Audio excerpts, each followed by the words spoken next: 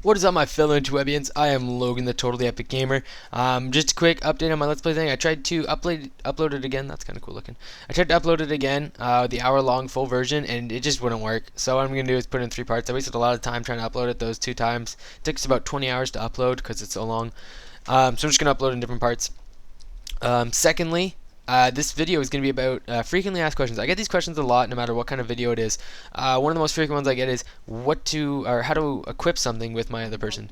So it's kind of easy. You just talk to them. I need you to. Oh, whoa! Didn't do it. I just said it's really easy, and I did it wrong. So you don't say I need to do something. You say I need to trade some things with you. And what you do is you give them something that you don't need. Don't try not to give them something like that they'll. If it has charges on it, because I'm pretty sure the charges do go. But if you see, I'm giving her stuff and she's putting it on. She'll put on what's better for her or what she enjoys wearing. So if you see right here, I'm trying to give her more heavy armor stuff. I thought I had one more thing to give her. Nah, screw it. That's good enough to show you, though. You understand. So this chick likes to use Sword and Shield with full body armor, so that's what she is most accustomed to wearing.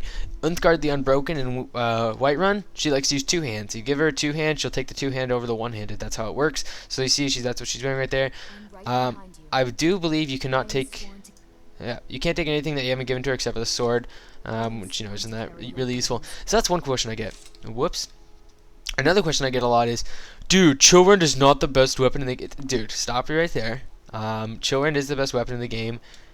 Let me go through how the whole thing works, because I get this a lot. They're like, no, dude, no, my Daedric sword is 10 times better than dude. I hear what you're saying. That's the thing is, that's not how it works. The way it does work is a lot of people will go up the heavy tree for smithing and totally forget what smithing is all about. They just remember that smithing lets you able to make those things. No, that's not how. That's the only thing it does. You can also doubly or make it twice as strong. Where is my smithing? There it is. So if you see right here, most people go up this way. So, Dwarven, Orcish, Ebony, Daedric, and they'll stop at Dragon.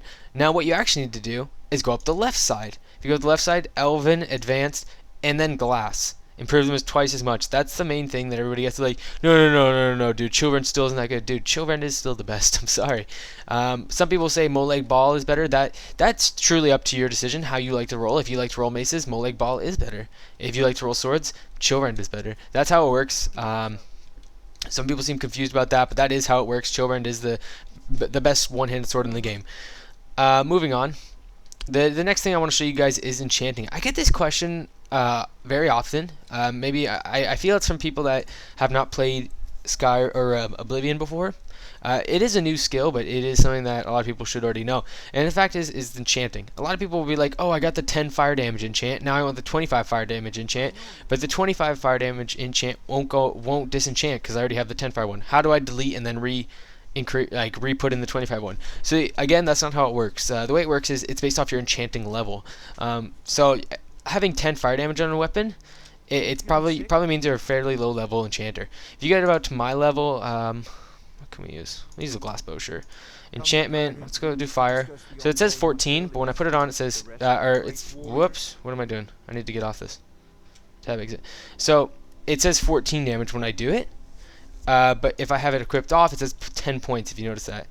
I'm pretty sure bows do less damage anyway, so that's probably why. You can also decrease the damage here. Okay, what am I doing? No, oh wait.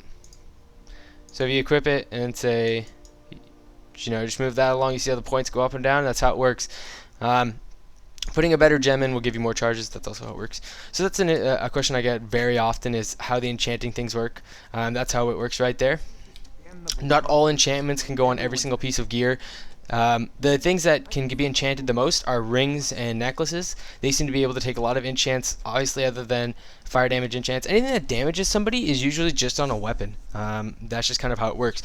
And one last question that is a question that I get, and this is more opinion based. This isn't anything real, but I get it asked quite a lot. When I made the Speechcraft video, people were like, too bad Speechcraft sucks, or like, you can't do anything Speechcraft anyways. What's the point? Well, so that's not true though. Like, having high Speechcraft can help you a lot during trades.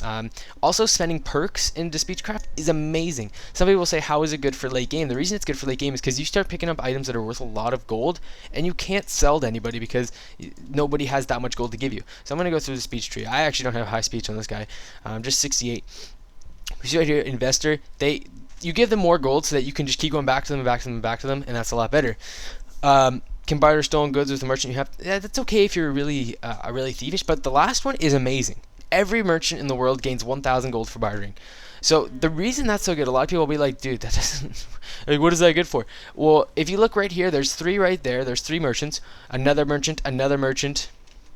So that we'll just say they'll have 1,000, even though some of them would have far more than 1,000 gold, especially if I invested with them. So we're just gonna say 1,000 for all of these. So there's 5,000 right there. There's 2 over at the blacksmithing place. There's 7,000 right there. Realistically, actually, it's more like 10,000. So that's 10,000 available gold right in this one area, which saves you a lot of time going back and forth, back and forth. It's just annoying when you have, if you set up one place as your home sell place, it's just a lot easier. That's why Speechcraft's so good. And getting better prices on things is astronomically better. Make sure you also have bartering gear. I actually keep bartering gear on me most of the time. I have the Amulet of Zenithar, prices are 10% better, and also the Thieves Guild hat thing gives me 15% better. It's 25% better, especially if you're spec'd into Speechcraft, can be amazing.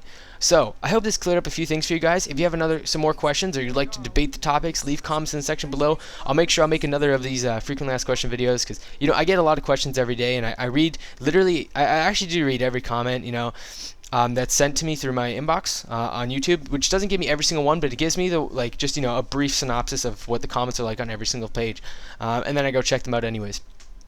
So I will try and read every single comment on this video, so I can help you guys with another frequently asked question video. Hope you guys like this. Have a great day. Peace out.